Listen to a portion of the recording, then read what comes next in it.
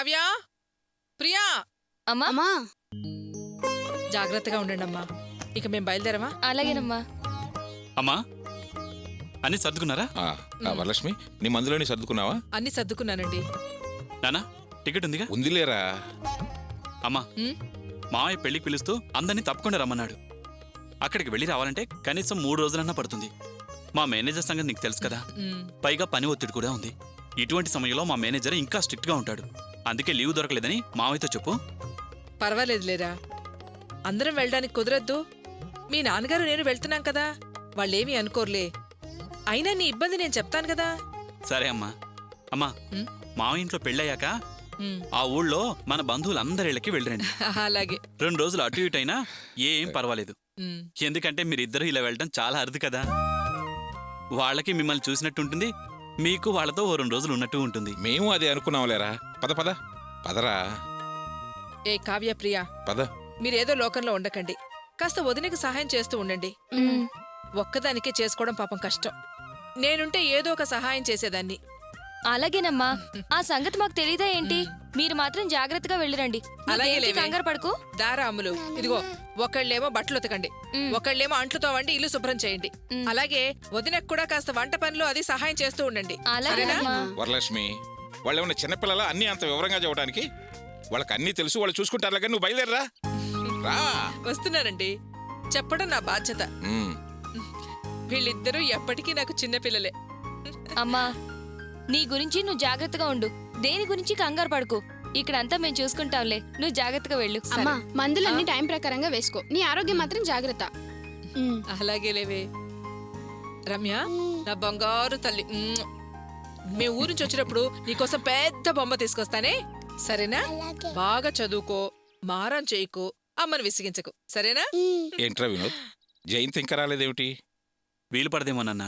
ఈరోజు వాళ్ళ ఆఫీస్లో ఆడిటింగ్ అని చెప్పింది. లేట్ అవుతుందేమో. మీరు బయలుదేరండి, తను వచ్చాక నేను చెప్తాగా. ఒరే వినోద్, మేం తిరుపతికి వెళ్తున్నామని అర్చనకి ఫోన్ చేసి చెప్పాను. మేం తిరిగొచ్చేదాకా మధ్య మధ్యలో దాన్ని పలకరిస్తూ ఉండరా.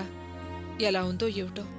సరేనమ్మా, నువ్వేం దిగులు పడకు, నేనున్నాగా. వరలక్ష్మి, అయ్యాయా అప్పగింతలు? ఇంకా ప్రమాణించాల్సిన ఏమైనా ఉన్నాయా? ఏమన్నా ఉంటే ఫోన్ చేసి చదువు గానీ బయలుదేరు, లేకపోతే ట్రైన్ బయలుదేరి వెళ్ళిపోతుంది. పదండి, వస్తానమ్మా. నీ ఆరోగ్యం జాగ్రత్త.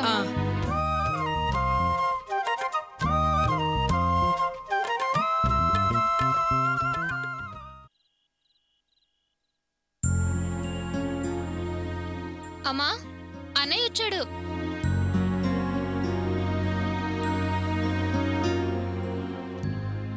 ఈరోజు డబ్బులమ్మా.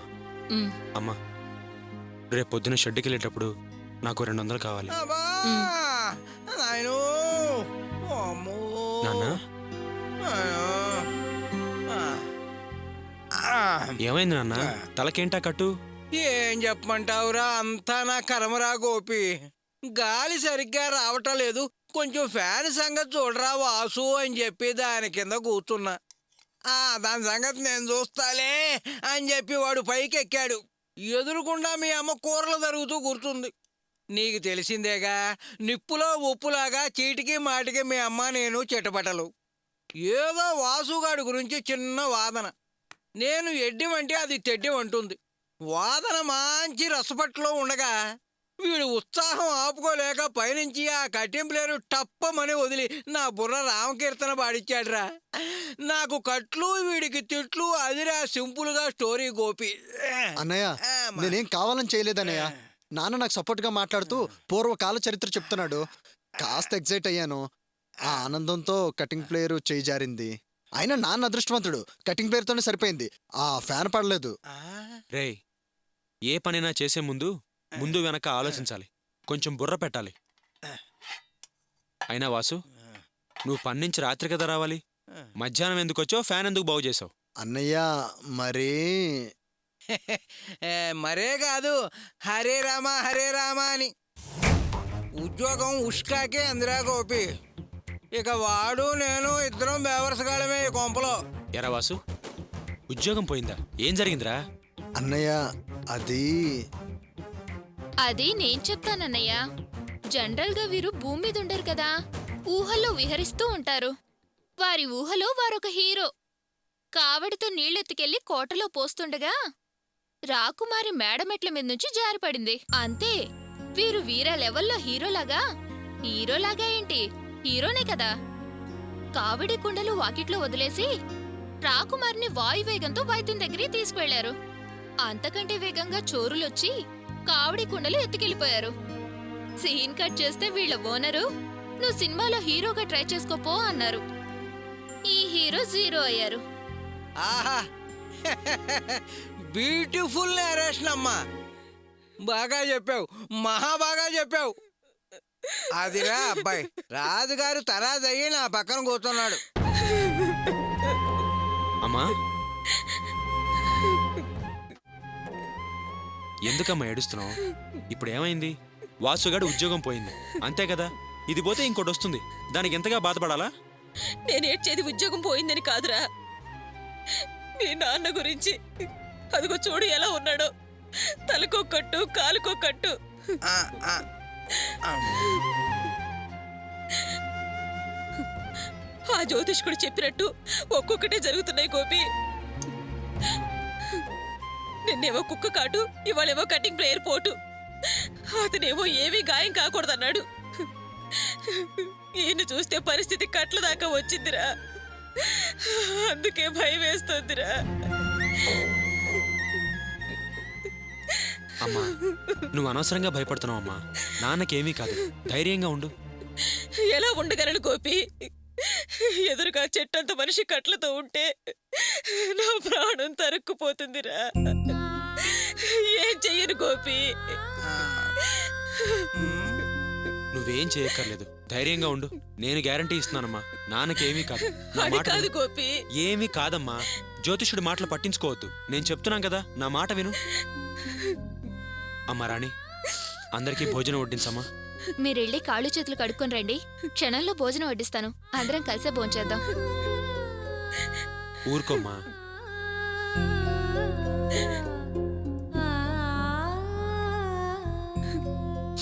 రాణి, ఇదిగో ఇందులో పళ్ళున్నాయి, కడిగి మీ నాన్నకివ్వమ్మా, తింటాడు. అలాగే అమ్మా. ఆ, ఆ, ఆ.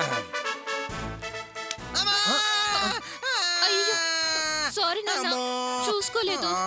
ఆ, ఆ. జ్యోతిష్యుడు చెప్పింది జరుగుతూనే ఉంది. అమ్మో! ఆ, ఆ.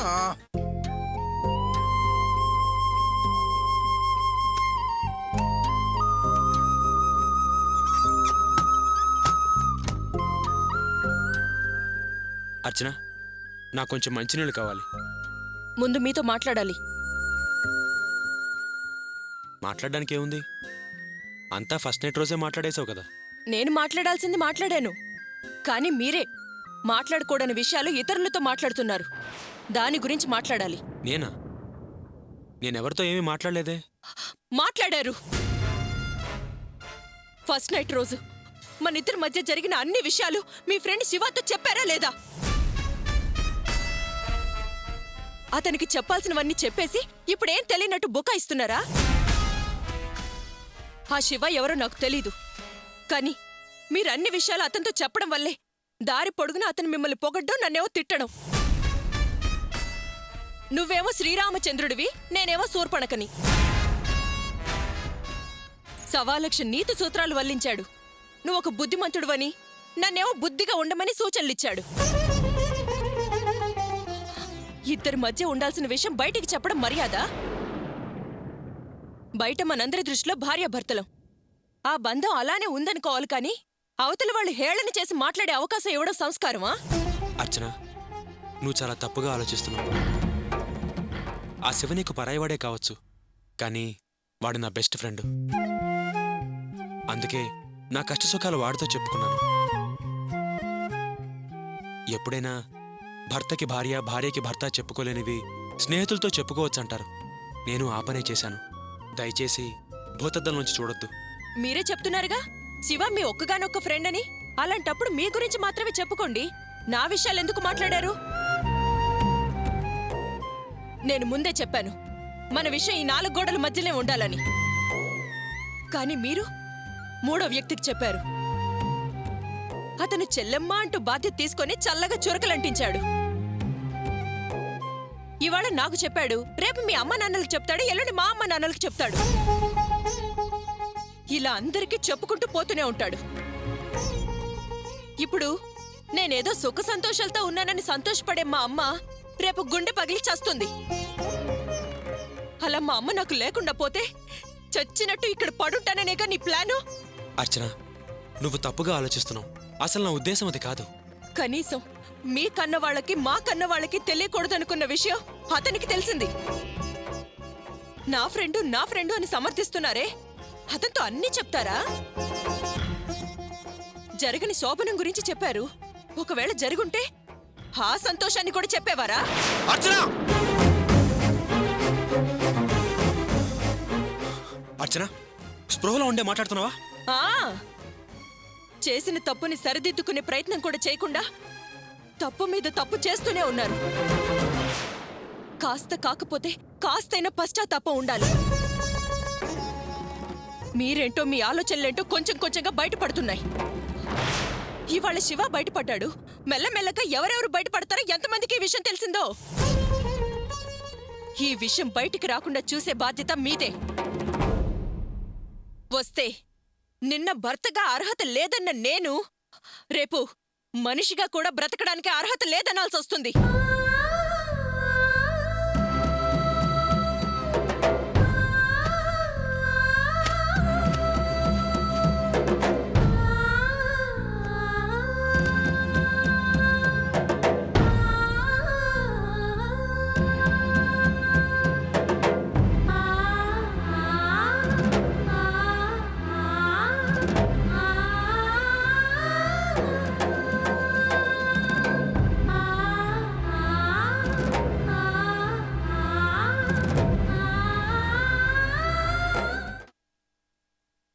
రేయ్, వాళ్ళు మనల్ని అడిగే ప్రశ్నలకి ఇచ్చే ఉద్యోగానికి ఏమైనా సంబంధం ఉందరా? నయాగరా ఫాల్ పొడవెంత, అరేబియన్ మహాసముద్రం లోతెంత, యాస్ప్రిన్ కనిపెట్టింది ఎవరు? ఇవిరా ప్రశ్నలు. మనం ఏమైనా డిస్కవరీ ఛానల్లో పనిచేయాలా, జియాలాజికల్ సర్వేనా?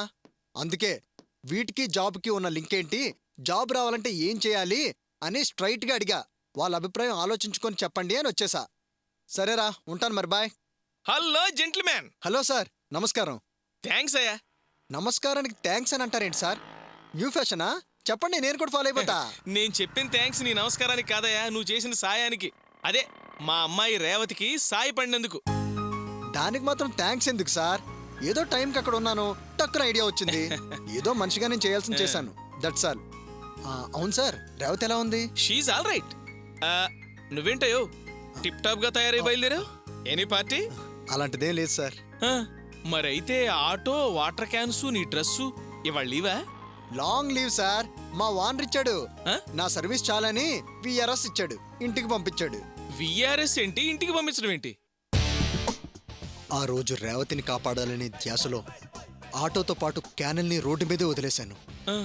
రేవతిని తీసుకుని హాస్పిటల్కి వెళ్ళాను. వచ్చేసరికి వాటి అడ్రస్ గల్లంతయ్యాయి. ఇవన్నీ తెలిసిన వానర్ మాత్రం నన్ను అనాల్సినవన్నీ అన్ని, పెట్టాల్సిన గడ్డి మొత్తం పెట్టి తీరిగ్గా ఇంటికి వెళ్ళి నెమరు వేసుకో అని జాబ్ నుండి తీసేశాడు సార్. ఛీ, తీసేశాడా? వాడే మనిషయ్యా? ఒక మనిషి ప్రాణాలు కాపాడినందుకు అభినందించాల్సింది పోయి అడ్డమైన తిట్లు తిడతాడా? ఐఎమ్ వెరీ సారీ అయ్యా. మా అమ్మాయి ప్రాణాలు కాపాడినందుకు నీ జాబ్ పోయిందని తెలుస్తుంటే నాకు చాలా బాధగా ఉంది. ఇప్పుడేం చేస్తున్నావు? ఇప్పుడే ఒక ఇంటర్వ్యూకి వెళ్ళొచ్చాను సార్, కానీ వాళ్ళు చిన్న మెలికి పెట్టారు, దాన్నే విప్పాలి. విప్పవయ్యా, ఇంత తెలివి గలవాడివి ఆ మాత్రం విప్పలేవు? విప్పొచ్చు సార్, కాకపోతే 1,00,000 కావాలి. 1,00,000 ఏంటి రూపాయలే? అవును సార్, ఆ 1,00,000 లంచం ఇస్తే లక్షణంగా ఆఫీసులో సులక్షణంగా ఉద్యోగం వస్తుంది. కానీ నేనే ఇవ్వనన్నాను. పైసా లంచం లేకుండా ఓ బ్రహ్మాండమైన ఉద్యోగం నీకోసం రెడీగా ఉందయ్యా. ఇంతకు ముందు నువ్వు ఇలా ఉద్యోగం చేసేవాడివి కదా, ఇక ముందు ఇలా ఉద్యోగం చేయబోతున్నావు అనమాట. సార్, కాస్త వివరంగా చెప్పండి సార్. నువ్వు గొడుగు పట్టు. మా కుటుంబం వల్లే కదా నీ ఉద్యోగం పోయింది. మా ఆవిడ వల్లే కదా ఆ టీవీ ఛానల్ వాళ్ళు నిన్ను ఉద్యోగం తీశారు. మా అమ్మాయి వల్ల ఆ వాటర్ ప్లాంట్ వాళ్ళు నిన్ను ఉద్యోగం నుంచి పీకేశారు. నిజం సార్. అందుకే నేను నీకు సాయం చేయాలని డిసైడ్ చేసుకున్నాను. ఇక నుంచి నువ్వు మా కారుని డ్రైవ్ చేయబోతున్నావు. ఆ ఉద్యోగంలో నుంచి నిన్నెవ్వడూ పీకలేడు. కాకపోతే నువ్వు డ్రైవర్గా ఫీల్ అవ్వకూడదు. సార్, వద్దు సార్. ఆల్రెడీ ఉన్న డ్రైవర్ పట్టుకొట్టి నా పొట్ట నింపుకోవడం నాకు అస్సలు ఇష్టం లేదు సార్. వాడి పొట్ట నువ్వు కొట్టక్కర్లేదయ్యా, వాడి కడుపు వాడు ఆల్రెడీ కొట్టుకున్నాడు. నెలలో 15 రోజులు ఉద్యోగానికి వస్తాడయ్యా. పొద్దున్నే వస్తాడా, టిఫిన్ భోజనం అంటాడు, బేటాలు నొక్కేస్తాడు.